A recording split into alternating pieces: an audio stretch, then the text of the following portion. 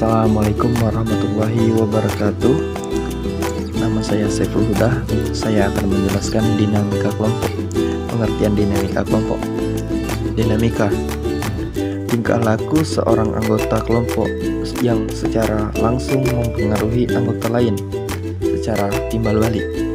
Kelompok, kumpulan individu yang mempunyai hubungan tertentu yang membuat suatu menyebabkan mereka saling tergantung dalam ukuran atau kondisi tertentu.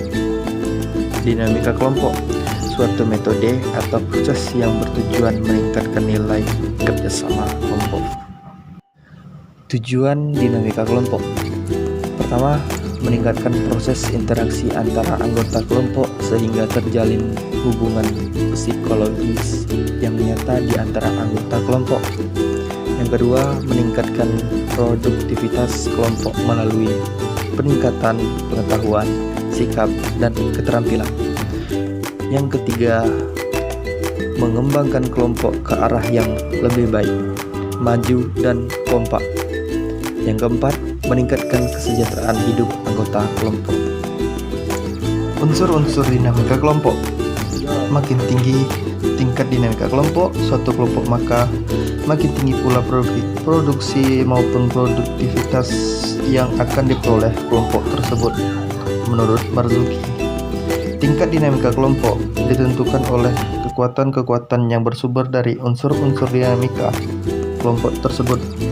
Itu menurut Slamet dalam Marzuki. Unsur dinamika kelompok ada 8, yaitu pertama, tujuan kelompok; kedua, struktur kelompok; ketiga, fungsi-fungsi; keempat, mengembangkan dan membina; kelima, kelompok-kelompok; dan keenam, suatu kelompok; ketujuh, tekanan pada kelompok; dan kedelapan, efektivitas.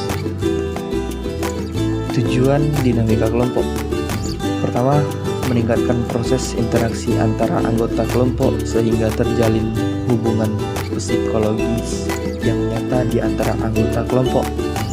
Yang kedua, meningkatkan produktivitas kelompok melalui peningkatan pengetahuan, sikap, dan keterampilan. Yang ketiga, mengembangkan kelompok ke arah yang lebih baik, maju, dan kompak. Yang keempat, meningkatkan kesejahteraan hidup anggota kelompok. Struktur kelompok. Struktur kelompok adalah bentuk hubungan antara individu dan kelompok yang disesuaikan dengan posisi dan peran masing-masing. Struktur harus sesuai dengan tujuan kelompok dan harus menjamin dinamika yang maksimal dalam kelompok. Struktur kelompok terdiri dari struktur kekuasaan atau pengambilan keputusan, struktur tugas dan pembagian pekerjaan, struktur komunikasi, dan sarana yang tersedia untuk berinteraksi. Fungsi-fungsi. Fungsi-fungsi berkaitan dengan semua kegiatan yang harus dilakukan kelompok dalam mencapai tujuan yang diinginkan. Kegiatan yang sesuai dengan kebutuhan anggota kelompok akan menyenangkan kelompok dan akhirnya meningkatkan dinamika kelompok. Kriteria yang digunakan untuk mengukur fungsi-fungsi: pertama, fungsi memberi informasi; dua, fungsi koordinasi; tiga, fungsi memuaskan anggota kelompok; empat, fungsi inisiatif; lima, fungsi mengajak untuk berpartisipasi; 6. Fungsi memberi penjelasan. Pendekatan dinamika kelompok. Pendekatan dalam dinamika kelompok. Pertama, pendekatan sosiologis. Analisis terhadap bagian-bagian atau komponen kelompok dan analisis terhadap proses sistem sosial tersebut. Yang kedua, pendekatan psikososial. Analisis terhadap faktor-faktor yang mempengaruhi dinamika kelompok itu sendiri. Bentuk-bentuk kelompok. Kelompok primer. Tokohnya Charles H. Coley dan George Homans. Kelompok primer bersifat akrab, bekerja sama, berkomunikasi secara langsung atau tatap muka, loyal, dan mempunyai tanggapan yang sama atas nilai-nilai dari para anggotanya. Kelompok primer memberikan kontribusi dalam pembentukan sifat sosial dan cita-cita individu. Contoh, keluarga dan teman bergaul. Per grup. Sistem sosial budaya. Sistem merupakan pola-pola keteraturan kesatuan yang terdiri dari komponen atau elemen yang saling berhubungan. Budaya sangat erat hubungannya dengan masyarakat.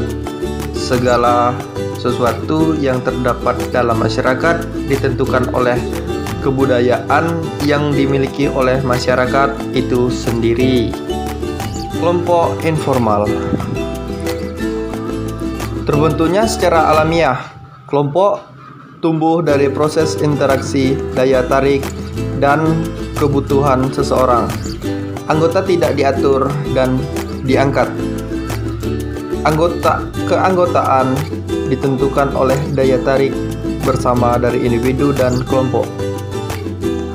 Kelompok informal dapat dibedakan menjadi kelompok persahabatan yang terbentuk karena adanya sejumlah persamaan di antara beberapa individu-individu. Kelompok kepentingan merupakan kelompok yang beralifasi untuk mencapai sasaran yang sama. Dimensi kepercayaan. Di sini ada 5 dimensi konsep kepercayaan. Yang pertama, integritas, yaitu kejujuran dan bersikap sebenarnya.